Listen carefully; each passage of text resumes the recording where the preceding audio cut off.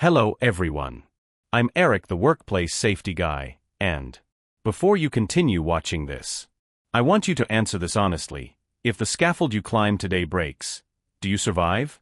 Don't answer quickly. Think. Height. Impact. Reaction time, 0. Now let me tell you something that will bother you. Most of the people who fell from scaffolds that day also thought everything was safe. And they weren't. Because the problem was never the scaffold looking safe. The problem is that it only needs to fail once. And when it fails, there's no replay. There's no second chance. There's no almost. Either you walk away, or someone calls an ambulance. And sometimes, there's not even time for that. Today I'm going to show you what's really behind scaffold safety. No pretty theories. No rambling. Just what matters, what can bring you down, what no one pays attention to, and the mistakes that are happening right now, at a construction site near you. And after this, you'll never climb a scaffold the same way again. I've seen millionaire companies completely shut down because of a scaffold that collapsed.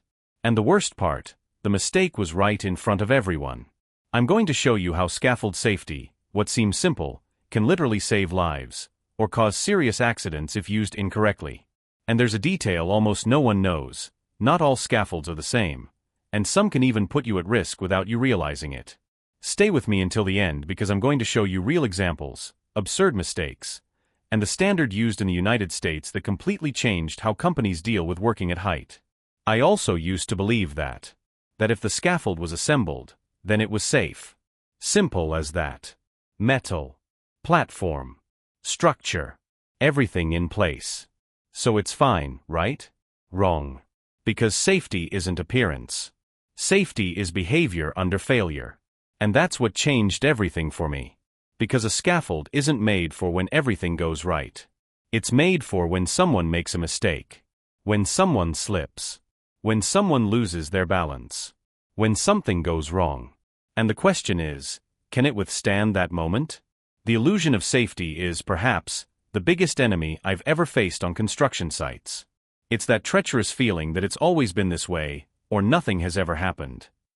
But the truth is that a scaffold safety isn't measured by its static appearance, by how pretty it looks assembled, but by its ability to withstand an unexpected event. OSHA, in its 1926 Subpart L standard, taught me that scaffold safety is a dynamic system, which must be able to support not only the planned weight but also the unpredictable forces of a real work environment. I used to look at a scaffold and see it as a robust structure, with metal parts fitting perfectly, firm platforms. But what I didn't see, and what experience taught me to look for, was the quality of a weld, the internal corrosion of a tube, the material fatigue of a locking pin. I didn't see the unstable base that was leveled with a rotten piece of wood. I didn't see the loose bolt because no one did the correct inspection. The illusion is powerful because it's based on what's visible, while the danger often lies in the invisible, the neglected. OSHA requires scaffolds to be designed and constructed to support their own weight and 4 times the maximum intended load. This isn't a whim, it's a safety margin to compensate for human error and adverse conditions. But this margin is nullified if the assembly is incorrect, if the inspection is superficial, or if maintenance is non-existent. I've seen situations where a scaffold seemed perfect, but it only took a worker leaning a heavy tool on a weak point, or a strong wind blowing on a poorly braced structure, for the illusion to vanish in seconds. Scaffold safety is an ongoing commitment, not a permanent state. It's the ability to foresee error, to anticipate failure, and to build a structure that resists it. If the scaffold cannot withstand the moment something goes wrong, then it was never safe, it only appeared to be. And that's a difference that can cost a life. A scaffold fall isn't a slow event. It's not like a movie. There's no slow motion. There's no time to think. It's like this. One false step. The body tilts. The center of gravity leaves the base. And it's over. Less than 1 second. And in that time, it doesn't matter how experienced you are. It doesn't matter how many years you've been working. It doesn't matter if it's never happened before. Gravity doesn't negotiate. Gravity is the oldest and most unforgiving law of the universe. In the context of a scaffold, it is the final judge. There's no negotiation, no appeal. Once a body's center of gravity shifts outside its base of support, a fall is inevitable. And the speed at which this happens is terrifying. I've spoken with fall survivors. They describe the sensation as a flash, a blur. There's no time to scream, to grab, to think. The body reacts instinctively, but physics has already sealed the fate. In less than a second, life can change forever. A fall of just 1.8 meters, 6 feet, which is the limit for OSHA's fall protection requirement on scaffolds, can already be fatal or cause permanent injuries. With each additional meter, the impact energy increases exponentially. OSHA 1926. 451 G1 requires employers to provide fall protection for each employee on a scaffold more than 10 feet, 3.05 meters, above a lower level. This can be through guardrails, safety net systems, or personal fall arrest systems. But the standard goes further. It requires that protection be installed correctly and that workers be trained to use it. Because a poorly adjusted safety harness or a guardrail with an opening larger than allowed is as useless as having no protection at all. I remember one day on a job site, where a colleague of mine was working on a scaffold about 4 meters high. He was focused on his task, not paying attention to the guardrail that had been partially removed for material access and not replaced. He took a step back, lost his balance, and in that fraction of a second, his hand reached for the guardrail should have been. It wasn't there. The fall was brutal. He survived, but with injuries that changed his life forever. That image, that fraction of a second, is etched in my memory. It's a constant reminder that gravity doesn't care about experience, about good intentions, or about never happened before. It just acts. And that's why prevention is the only path. The factor everyone ignores: invisible forces and OSHA's vigilance. Now add this: wind, then wet surface. Everything gets worse. Everything increases the risk. And yet, the work continues. Environmental factors are often underestimated, but they can be decisive for scaffold safety. Wind, rain, ice, snow, these invisible or neglected forces can turn a seemingly safe scaffold into a deadly trap. And the most worrying thing is that, often, work continues even under adverse conditions, driven by deadline pressure. Wind is a silent enemy of scaffolds. It exerts significant lateral force on the structure, especially on tall scaffolds or those with large surface areas, like scaffolds covered with protective screens. OSHA 1926. 451 F12 requires scaffolds to be dismantled or additional protective measures to be taken when wind speed exceeds safety limits. I've seen scaffolds swaying dangerously on windy days, with workers clinging to the structure, risking their lives because production couldn't stop. Wind can cause poorly braced scaffolds to tip over or platforms to shift. Rain and ice make surfaces slippery. Wet or frozen platforms are an immediate fall hazard. OSHA 1926. 451 F13 requires platforms to be kept free of ice, snow, and other slippery materials. I've seen workers trying to balance on wet planks, with the risk of slipping and falling with every step.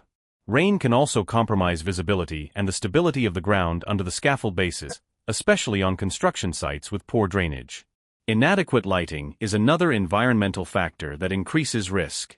Working on scaffolds in low light conditions, whether at dawn, dusk, or in poorly lit indoor areas, increases the chance of trips, falls, and assembly errors.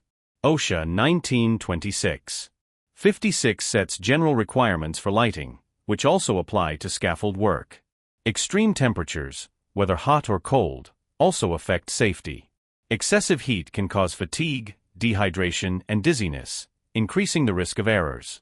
Extreme cold can cause hypothermia, reduced dexterity and hand sensitivity, making it difficult to handle tools and perform tasks safely. OSHA does not have a specific standard for temperature limits, but it requires employers to provide a safe and healthy work environment, which includes protecting workers from extreme weather conditions or implementing additional protective measures. The problem is that, despite all these risks, work often continues. The pressure to meet deadlines, the desire to finish quickly, the lack of awareness, all contribute to workers being exposed to these additional dangers. But a responsible safety culture, guided by OSHA's principles, understands that production should never come at the expense of safety. When environmental conditions pose an unacceptable risk, work must stop. It's a difficult decision, but it's the only one that truly protects lives. The silent killer, the little mistakes that accumulate, and OSHA's call for competence.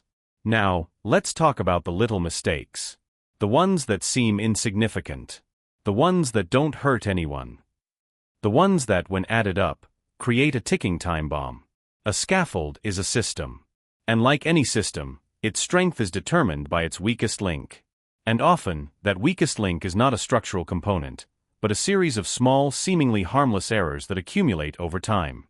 Improper base plates or mud sills. OSHA 1926.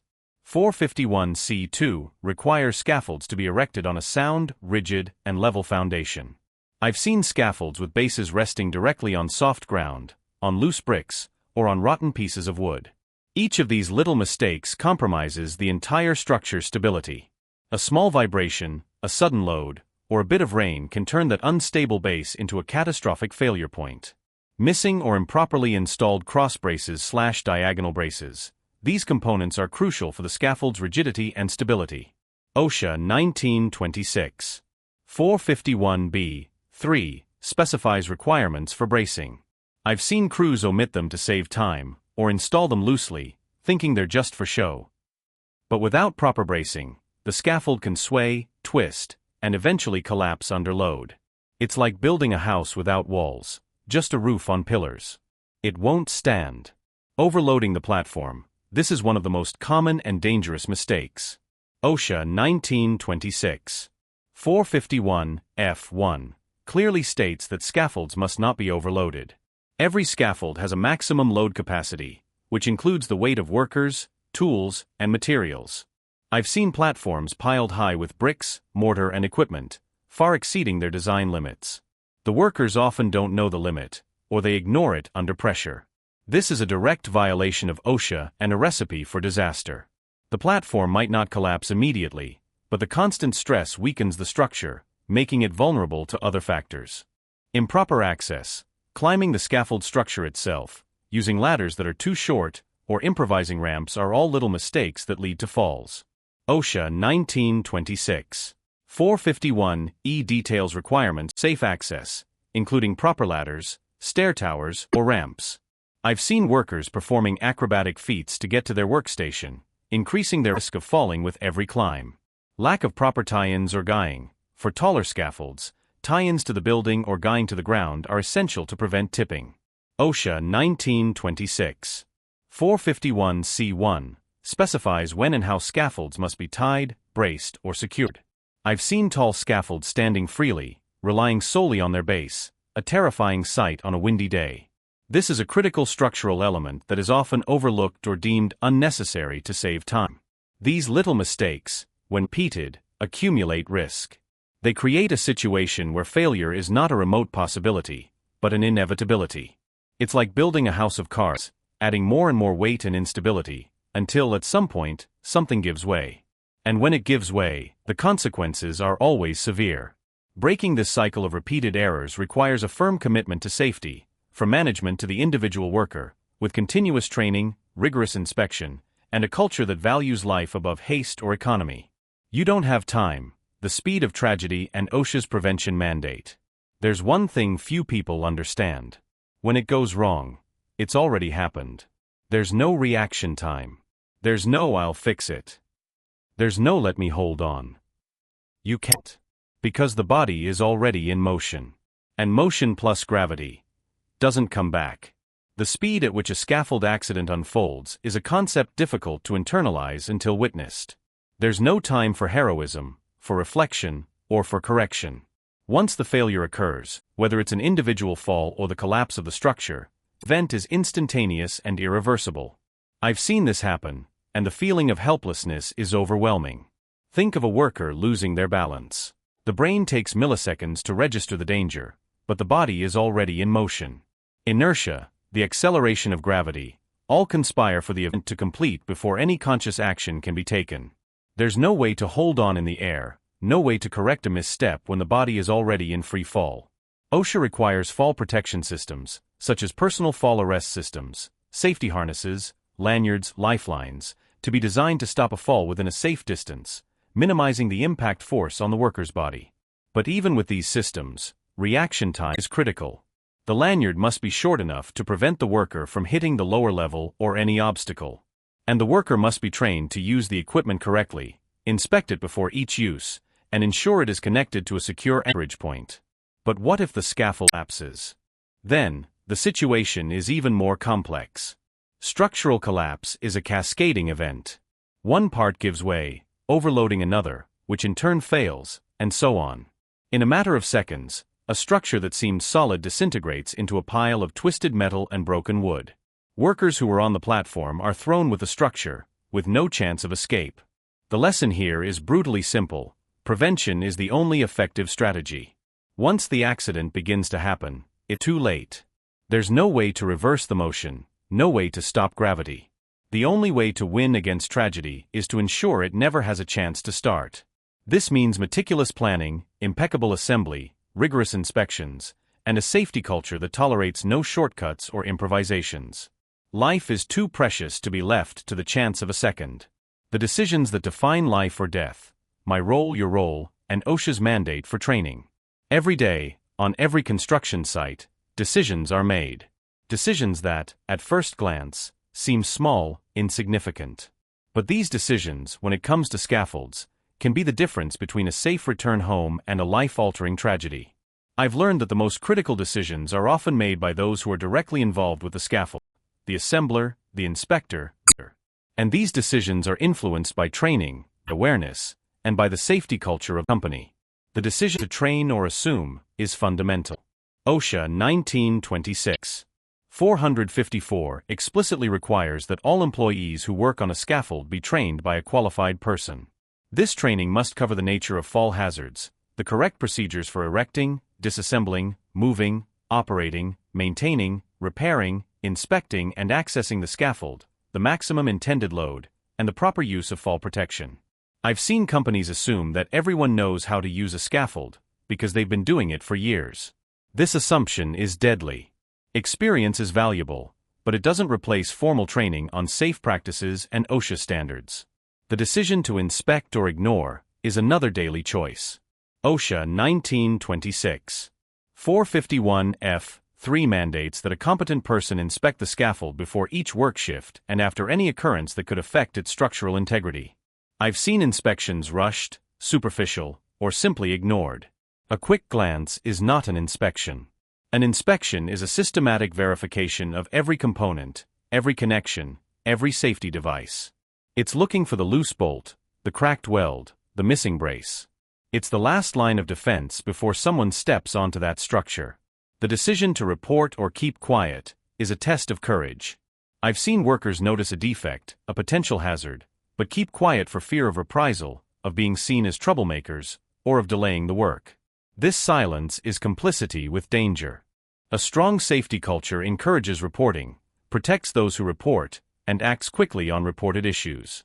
It's about understanding that reporting a hazard isn't complaining, it's preventing an accident. The decision to correct or ignore a fault is another daily choice. A loose bolt, a dirty platform, a loose brace, these are small details that can be easily ignored. But the decision to stop, correct, and ensure the scaffold is safe is what separates prevention from accident. This requires a proactive mindset, where safety is seen as a personal and collective responsibility. The decision to do it right or leave it as is the essence of integrity. Doing it right means following the manufacturer's instructions, OSHA standards, the assembly plan. It means not improvising, not cutting corners, not taking unnecessary risks. Leaving it as is the mindset that leads to the normalization of risk, the acceptance of danger, and ultimately tragedy. The real change in scaffold safety begins with the awareness that each of us is a safety agent. It's not just the supervisor's or the engineer's responsibility, it's everyone's responsibility. It's the choice to prioritize life, to demand safety, to speak up when something is wrong. It's building a culture where safety isn't a rule to be followed, but a value to be lived. And that's the only way to ensure that everyone who climbs a scaffold returns home safely. Now I want you to think seriously. No automatic answer. Would you trust your life on the scaffold you use today? Or do you just hope that nothing happens? Because there's a difference. And it's a big difference. This is the question that separates theory from practice, complacency from vigilance. It's the question I ask myself and everyone who works at height.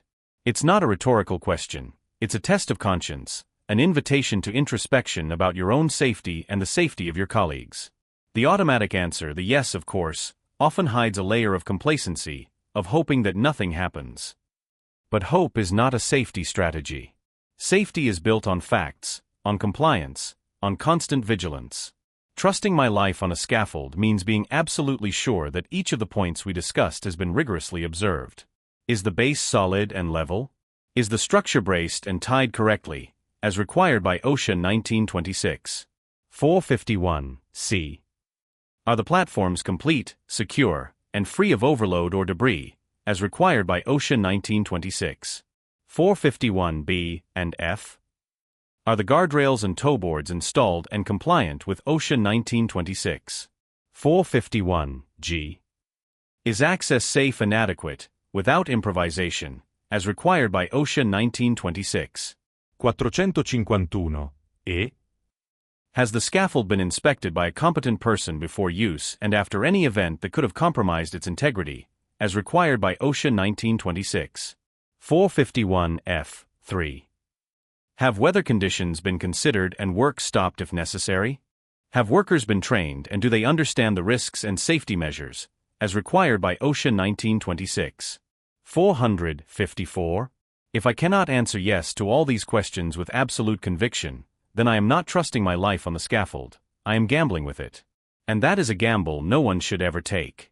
The difference between trusting and hoping is the difference between control and chance. Trusting means that my team and I have taken every possible measure to mitigate the risk.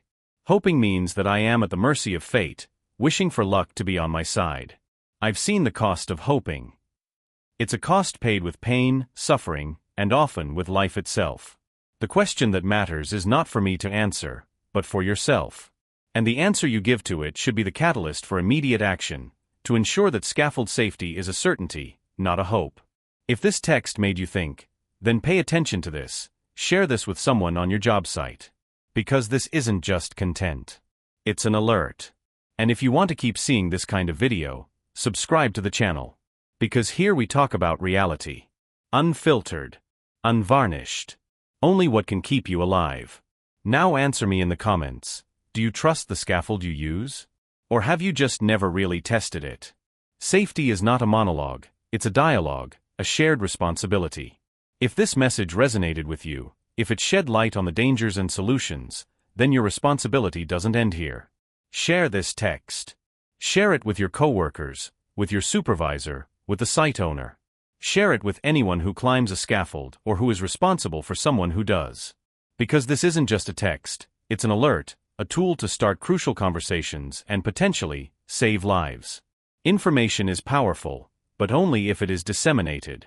Remember, scaffold safety is not a luxury, it's a necessity. It's not a cost, it's an investment in human life. And each of us has a role to play in ensuring that everyone who climbs a scaffold returns home safely, every day. Until next time, and stay safe.